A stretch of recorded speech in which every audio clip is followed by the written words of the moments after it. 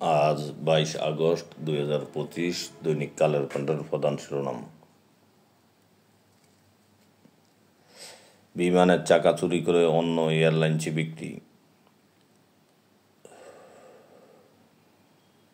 সরকারি সফরে চীন গেলেন সেনাপ্রধান।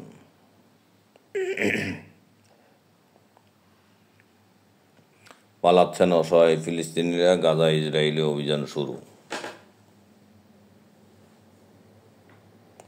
সিলেটে পাথর লুটে 52 ব্যক্তি ও সংস্থা জড়িত।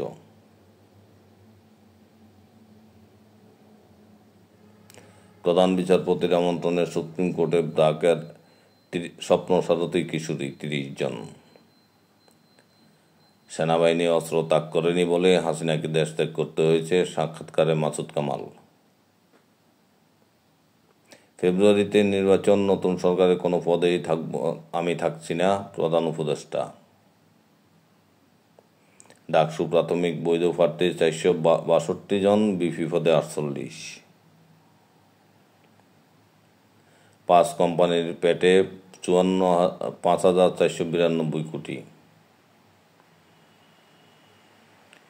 রাজনীতি দিয়েই মোকাবেলা করা দরকার, তারেক রহমান।